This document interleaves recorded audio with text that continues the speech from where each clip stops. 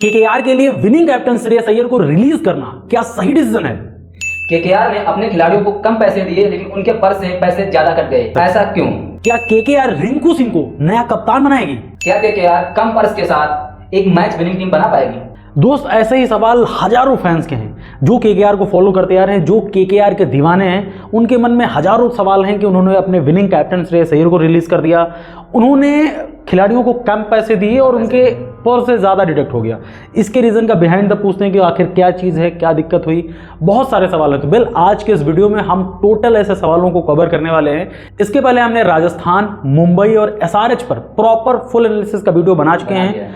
आप चाहें तो उसे चेकआउट कर सकते हैं, जिसका लिंक आपको डिस्क्रिप्शन बॉक्स में मिल जाएगा। अब बढ़ते हैं हम अपने वीडियो की तरफ। हमारा पहला सवाल है कि केकेआर के लिए विनिंग कैप्टन श्रेयस अय्यर को रिलीज करना क्या सही डिसीजन है? भाई, जैसा आपका सवाल है कि केकेआर ने अपने विनिंग कैप्टन श्रेयस अय्यर को छोड़ दिया, रिलीज कर दिया है, बहुत सारे फैंस का ये सवाल है। एटलीस्ट मेरा भी यही सवाल है कि भाई आपने ऐसा क्यों किया? जो कैप्टन टीम को विनिंग सिचुएशन में लेके जाता, ट्रॉफी जिताता यार, उसको आपने ऐसे रिलीज कर दिया। उनको छोड़कर जो बाकी कैप्टन आए हुए हैं उनको उनकी टीम ने रिलीज कर दिया। चलो, मुझे समझ आता है कि ठीक है, आपसे उम्मीदें ज्यादा थी, आपने वो चीज उनको डिलीवर नहीं की, इसलिए उनको लगता है कि यार आपसे बेहतर हमें कोई मिल जाएगा, या तो उनको लगता है कि वो प्राइस टैग आप डिजर्व नहीं करते। जैसे फैफ डुप्लेसी के मतलब सीन में मैं आपको बताऊं, 40 साल के हैं, अब उनको लगता है कि यार मैं 3 साल का इनको क्यों रिटेन करूं, 3 साल 43 साल तक मैं इनमें क्यों इन्वेस्ट करूं, इससे अच्छा मैं किसी फ्रेश कैप्टन की तरफ जाऊं, नहीं मिल रहा है एटलीस्ट मैं विराट कोहली की तरफ जाऊं, 35 साल के हैं। तो इसलिए अगर उनको रिलीज किया गया तो मुझे लगता है वो सही डिसीजन है। रन वो आज भी बना रहे हैं, रन बनाते हैं, आई थिंक अगर वो आएंगे रन फिर भी बनाएंगे, लेकिन कैप्टन के लिए थोड़ा आगे सोचना पड़ता है। लेकिन श्रेयस अय्यर के केस में ऐसा नहीं है, वो यंग है, अभी कैप्टनसी करेंगे, किसी भी फ्रेंचाइजी में जाए वो कैप्टन ही बनेंगे 101%।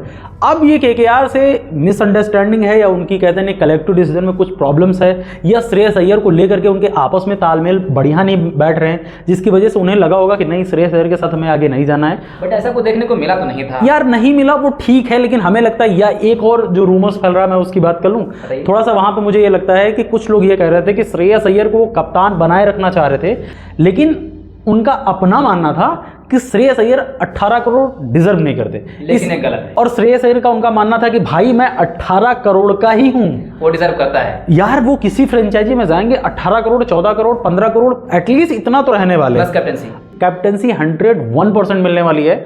और केकेआर ये चाह रही थी कि आप कैप्टनसी कर लो, बट यार हम आपको 18 नहीं देंगे, इससे कम देंगे। इसी वजह से मुझे लगता है कि जो रूमर्स की बात है, मैं एग्जैक्टली नहीं बता सकता क्योंकि मैं किसी भी फ्रेंचाइजी की टीम या मैनेजमेंट में नहीं हूं, तो मुझे एग्जैक्ट बात नहीं पता चल सकती। जो रूमर्स फैलने, जो अलग अलग सोर्स है, थोड़ा बहुत सोर्स जुगाड़ बनाते हैं तो मिल जाता है, तो उसकी मैं बात कर रहा हूं, वहां से ये चीज निकल कर आई थी। और आई थिंक ये बात मुझे कुछ हद तक सही लग रही है, क्योंकि वो लोग ये चाह रहे थे कि श्रेयस अय्यर कैप्टनसी करें, कोई दिक्कत नहीं, बस 18 करोड़ ना ले। वो सोच रहे थे कि हम बिग अमाउंट के साथ ऑक्शन में जाना चाहते हैं। आई थिंक केकेआर ने बिग मिस्टेक कर दी हमारे हिसाब से। हाँ, मुझे भी लगता है। और वो एक और उसके पीछे का रीजन मैं आपको बता दूं, आई थिंक दिल्ली ये चाह रही थी, श्रेयस अय्यर को बोला होगा कि भाई आप वहां से कैप्टनसी छोड़कर हमारे पास आ जाओ, हम आपको कप्तान बना देंगे, इसीलिए उन्होंने ऋषभ पंत को जाने दिया। और उनके लिए श्रेयस अय्यर वेल डिजर्विंग है, क्योंकि श्रेयस अय्यर की कैप्टनसी में पहली बार दिल्ली फाइनल पहुंची थी, तो उनके लिए ऑब्वियस चॉइस है कि ठीक है आप आ जाओ, 18 करोड़ भी देंगे प्लस कप्तानी भी देंगे, और हो सकता है मतलब कहते नहीं कि वो विनिंग जोन में भी पहुंच जाए। मेरे हिसाब से केकेआर ने बहुत बड़ा ब्लंडर किया, बहुत गलत डिसीजन था जो किसी भी कीमत पर आपने श्रेयस अय्यर को ऑक्शन में आने दिया। अगर वो 18 मांग रहे थे, आप उनको 18 दे सकते थे। जो बाकी खिलाड़ी आपने 13-13, 12-12 करोड़ दिए, उसमें से 1 करोड़ माइनस कर देते, कोई दिक्कत वाली बात नहीं थी। आपका पर्स उतना रहने वाला था, आपके अकाउंट में पैसे उतने रहने वाले थे, और श्रेयस अय्यर को 18 मिल भी जाते। तो मेरे हिसाब से केकेआर ने ये बहुत बड़ा गलत डिसीजन लिया है। आई थिंक अब ये तो मेगा ऑक्शन होने के बाद और नया कप्तान बनने के बाद पता चलेगा पूरे टूर्नामेंट में कि उनका डिसीजन कितना सही है और कितना गलत। बढ़ते हैं अपने अगले सवाल की तरफ। हमारा अगला सवाल है, केकेआर ने अपने खिलाड़ियों को पैसे कम दिए लेकिन उनके पर्स से पैसे ज्यादा डिडक्ट हो गए, ऐसा क्यों हुआ? ठीक है, ये बहुत लोगों का सवाल है। अगर मैंने अभी तक देखा है, इसका कोई क्लियर आंसर किसी भी बड़े चैनल या बड़े एंकर के द्वारा नहीं दिया गया। हमने इसके बारे में थोड़ा सा रिसर्च किया, बाद में हमें कुछ चीज़ें पता चली। वो साफ बात यह है, देखो इस बार आईपीएल ऑक्शन में एक चीज़ कंफर्म कर दी गई थी कि अगर आप खिलाड़ियों को रिटेन कर रहे हो, बीसीसीआई ने सिंपल सा कहा था, अगर आपने 5 खिलाड़ी रिटेन किए, पहला कैप खिलाड़ियों की मैं बात कर रहा हूँ, पहला 18, दूसरा 14, तीसरा 11, अगर आप चौथे की तरफ गए फिर आपको 18 देना पड़ेगा, और उसके बाद आपको 14 देना पड़ेगा। अगर आप अनकैप की तरफ जाते हैं तो आपको 4 करोड़ मिनिमम प्राइस है, मैक्सिमम आप कितना भी दे दीजिए। तो ये मेरे हिसाब से थोड़ी सी दिक्कत हो गई। इन्होंने सोचा कुछ होगा, हो कुछ गया। अब आप देखो, पहला रिटेंशन का रिंकू सिंह 13 करोड़, वरुण चक्रवर्ती, सुनील नारायण और आंद्रे रसल, तीनों को इन्होंने दिया 12-12 करोड़। ये डिसीजन अच्छा है कि भाई आपने ठीक है तीनों को 12-12 करोड़ आराम से दे दिया। उसके बाद इनके पास 2 अनकैप खिलाड़ी थे, जिसमें आपको हर्षित राणा एक मिल जाएंगे, इसके अलावा आपके पास रमनदीप सिंह है, दोनों को 4-4 करोड़ दिए, तो 8 करोड़ वो हो गए। अगर इस हिसाब से इनके ऑक्शन के हिसाब से जाए ना, तो इन्होंने जो कैप खिलाड़ी रिटेन किए वो रिटेन किए हैं 4, 2 किए हैं अनकैप। अब इनको पहला डिडक्शन हुआ वो 18 करोड़ का हुआ, जो बीसीसीआई ने इनके पर्स से किया, दूसरा 14 करोड़, तीसरा 11 करोड़ और चौथे में फिर उन्होंने 18 कर दिया। लेकिन समस्या इनके साथ क्या कि 13, 12, 12, 12 और 4-4, तो इनका कटा तो 57 है जो इन्होंने खिलाड़ियों को दिया, लेकिन इनके अकाउंट जो मैं बोलूं पर से वो 69 करोड़ चला गया है, यानी 12 करोड़ का मोटा मोटा चूना। ये रीजन मेन ये रीजन है। बीसीसीआई ने साफ बोला आप किसी को 40 करोड़ दे दो, भाई मुझसे मतलब नहीं है।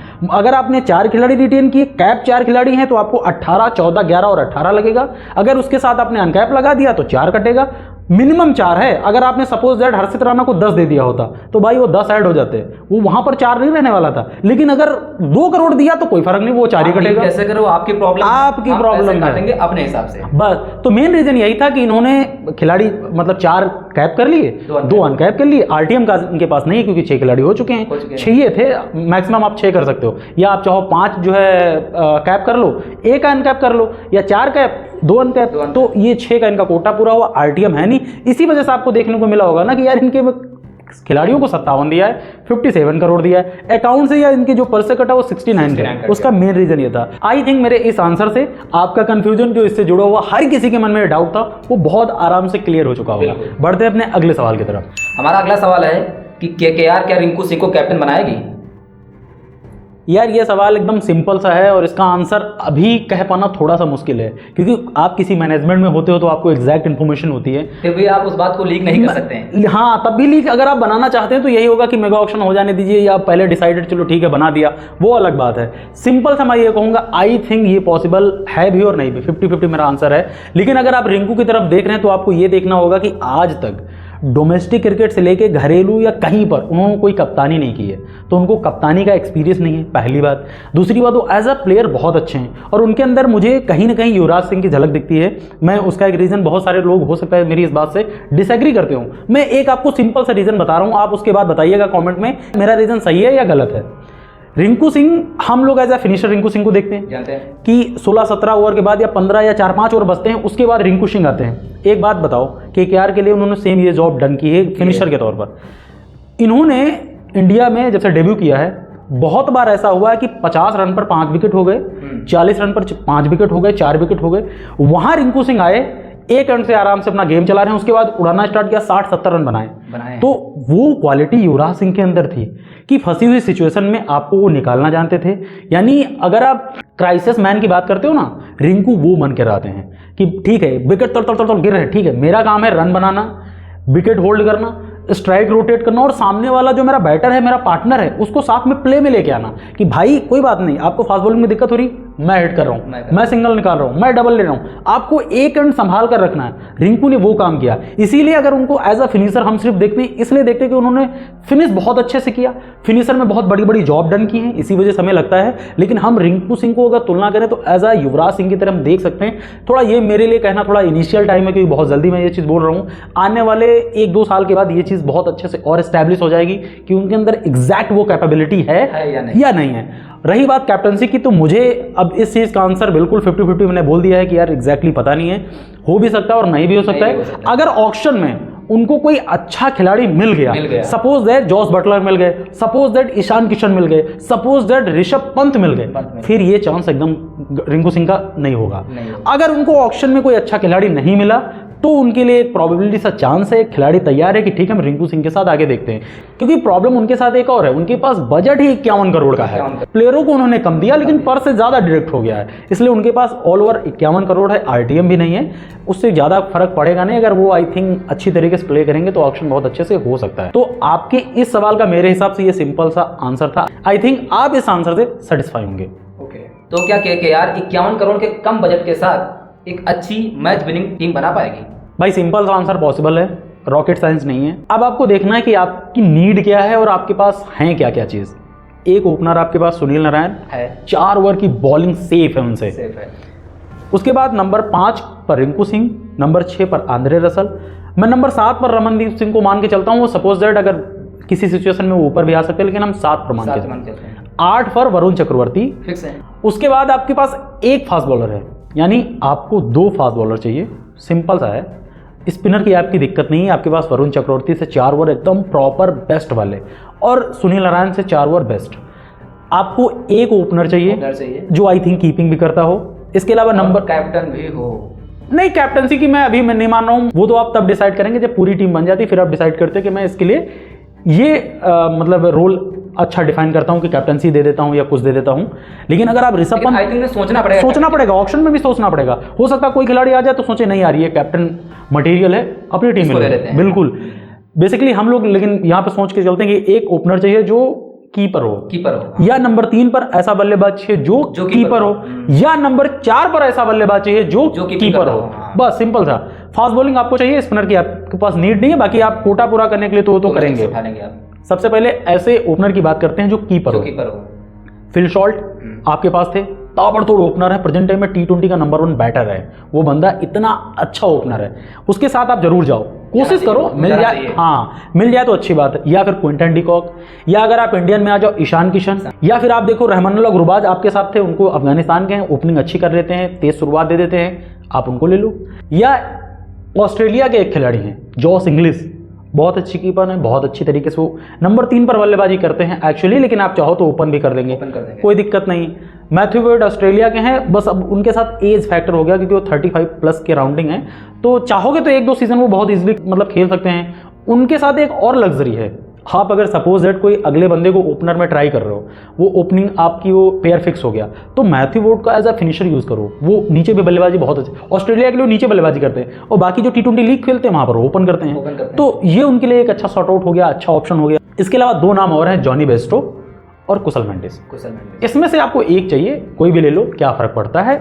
आपके अगर एक साइड में सुनील नारायण है, वैसे भी पावर प्ले को पावर प्ले समझते नहीं, तो भाई साहब उड़ाते हैं। एक एंड अगर कोई अच्छा मिल गया, उनका पार्टनर मिल गया, उनका काम हो जाएगा, बिल्कुल वो पेयर आपकी बढ़िया बन जाएगी। अब आपको देखना है कि हमें नंबर 3 या नंबर 4 पर ऐसा कौन सा बल्लेबाज हो जो सपोज दैट दोनों ओपनर जल्दी आउट हो गए तो आपको पारी बिल्ड करके दें और गेम को आगे अपने अराउंड चलाएं।